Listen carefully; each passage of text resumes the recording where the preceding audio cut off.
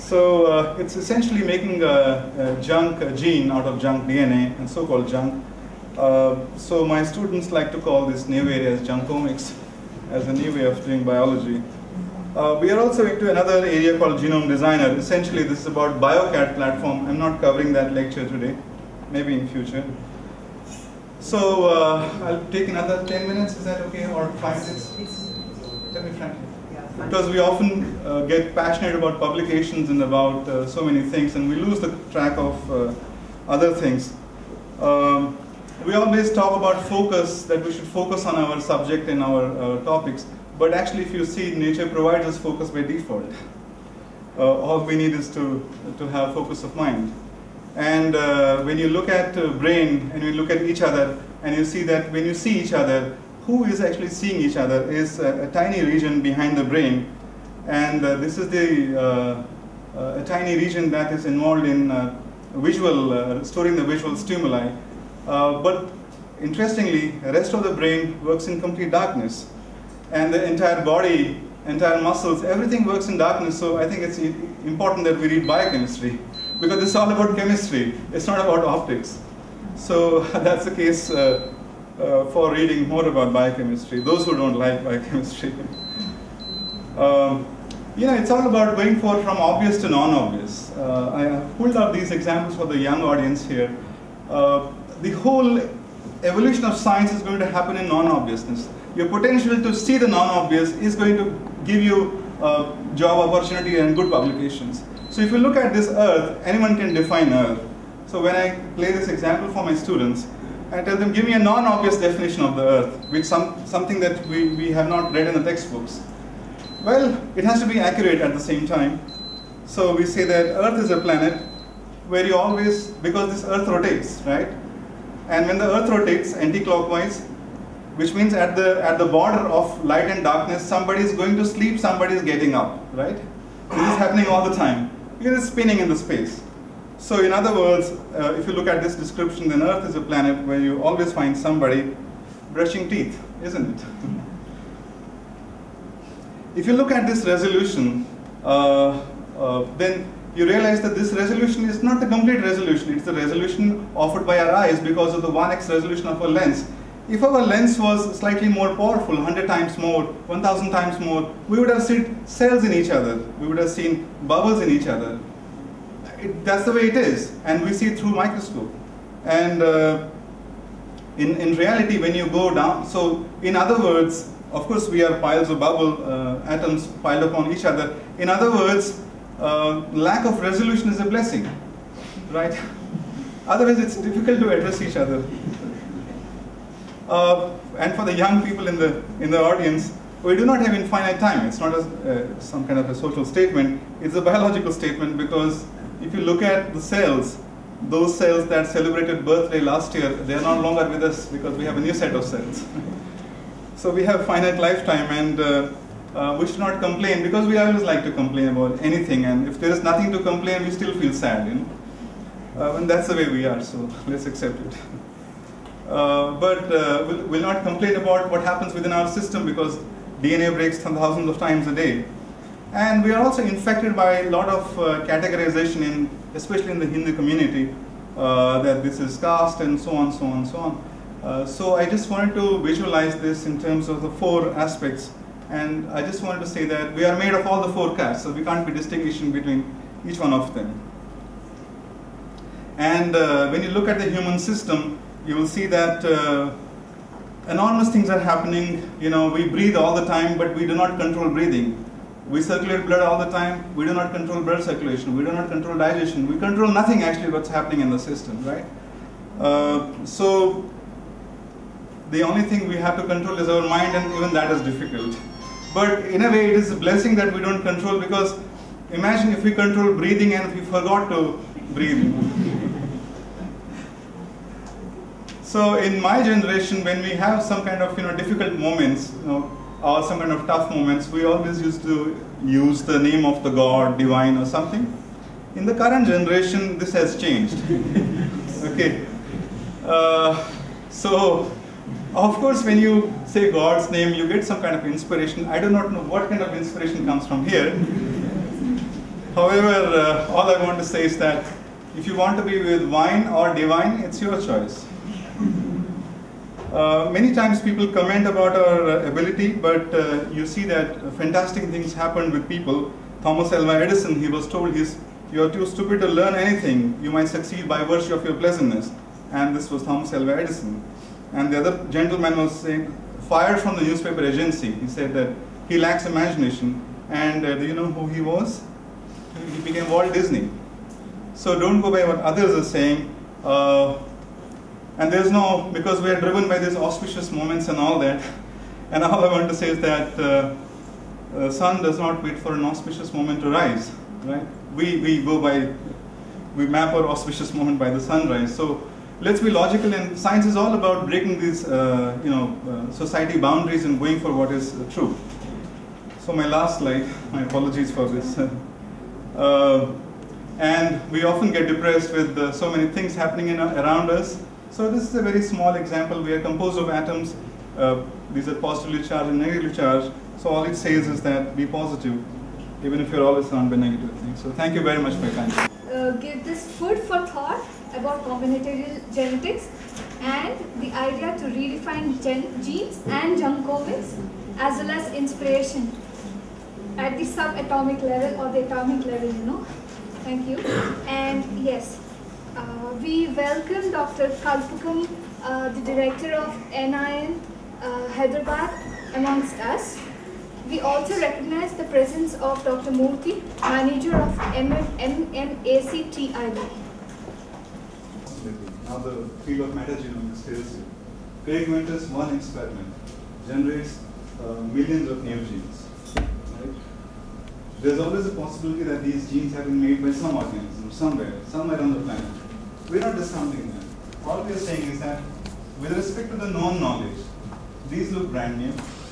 And even if they look old with respect to the other organisms, now you have a potential to make your own user-defined genes. That's all we're saying.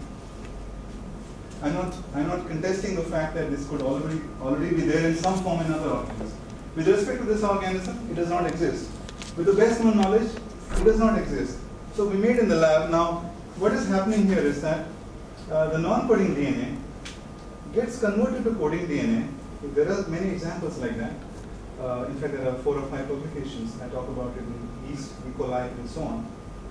It took millions of years for nature to make coding DNA from non-coding DNA.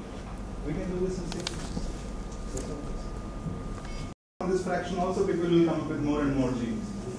But all we are saying is that forget about the non-coding part. Even when you reverse the coding sequence, you can make another protein.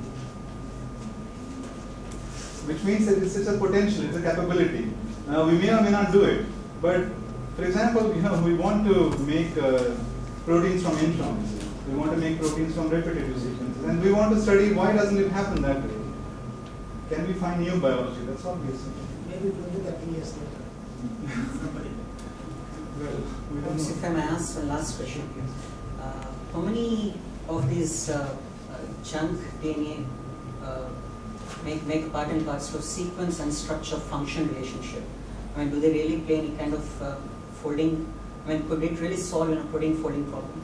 See, no, I mean, that I really do not know the answer to that question.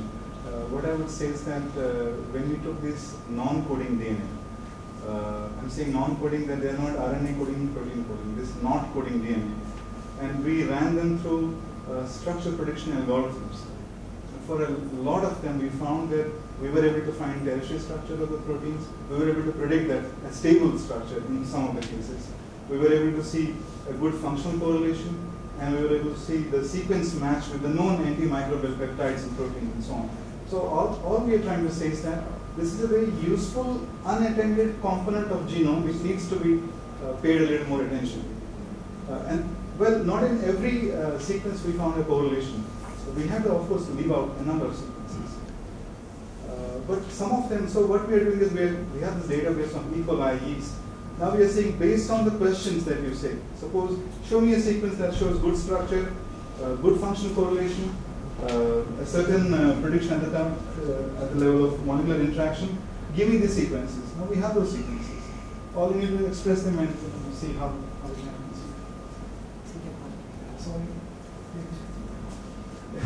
I'm just thinking, maybe if you look at the molecular evolution, so it might take several years to have an unfolding to become a protein. Maybe your experiments are pushing this evolution process by a few thousands of years. Instead of waiting for the nature to evolve, you are pushing it to evolve in your own way. Is that? Well, Okay. When I was at this was very important point raised at the biosafety meeting. This was National Academy of Science. They were very keen to know: do we have potential to make harmful microbes, viruses, something that we do not know what we are making? So how are we so sure? So all we said is that when we make something like that, we match these sequences against the virus databases, against whatever harmful is known so far. And if it's not documented as something harmful, well, we go ahead and make it. But again, what is the consequence of speeding up evolution? I don't know the answer to that. Bioclues, and Mahi Reddy, Director of Professor G.M. Reddy Research Foundation and key team to release the toll-free mentoring in bioinformatics, that is TOFMIP, beta version, followed by Bird Awards introduction. Here in the city office in Hyderabad. It's a registered not-for-profit organization. Pritish and myself are the founders, and most of these things has been virtual without any kind of funding. And we did organize 5 virtual conferences, and we are the only affiliate of International Society for Computational Biology in India.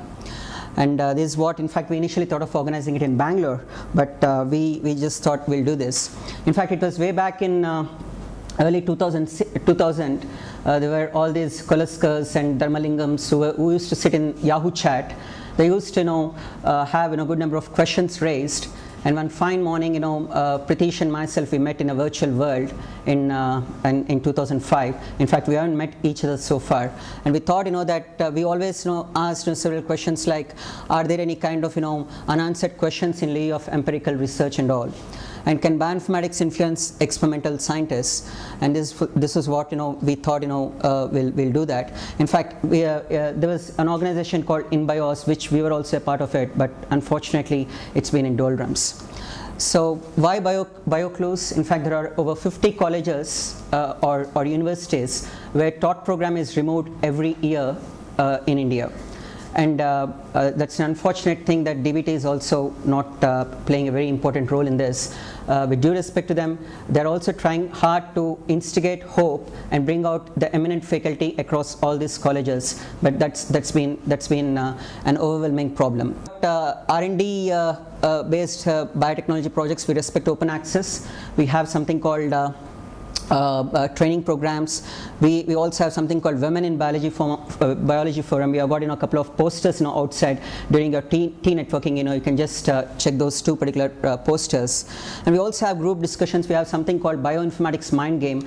I think our volunteers have already given you a puzzle, a crossword. So if you try filling it up, and you'll get a surprise gift, either in the form of a T-shirt or a very good educative gift. And we have got several advisors. Most of these particular advisors are here. And 2005 we started as virtual organization, and now we became an ISCB affiliate in 2011. And we have got a respectable H index of 3. We are also recognized by Asia Pacific Bioinformatics Network.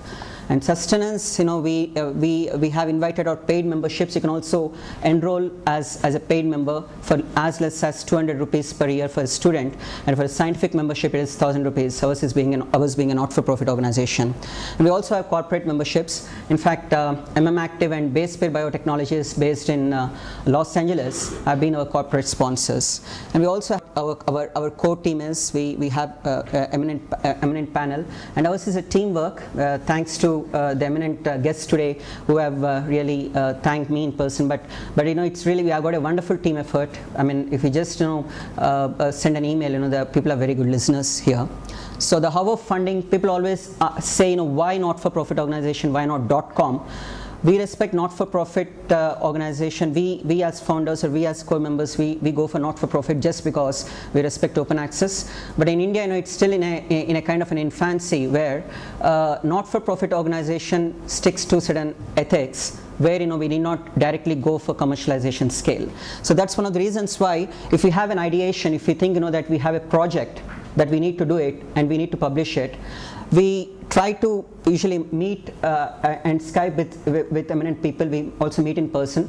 There are some people like Dr. Bhanu Prakash Reddy who have been helping us from National Institute of Nutrition. If they have some bioinformatical problems, we just try to solve them, although concrete dialogue has not yet been done. And we always try to ask, are there any experiments where experimentation can be lessened? So we always believe that bioinformatics can lessen the experiment. So can experimentation be lessened and par with bioinformatics? That is what we ask. And we look into funding. Usually most of the visits, for our core members are paid by the companies or by the organizations with whom we collaborate. We network and we publish. Since ours is a not-for-profit organization, since open access laws needs to be legibly written, it is still taking time. So we always try to commercialize through third-party ware. So we always have these 3-week bioinformatics workshops. We set up a vision called Making 2020 Bioinformaticists by the year 2020. So far we have succeeded in converting 87,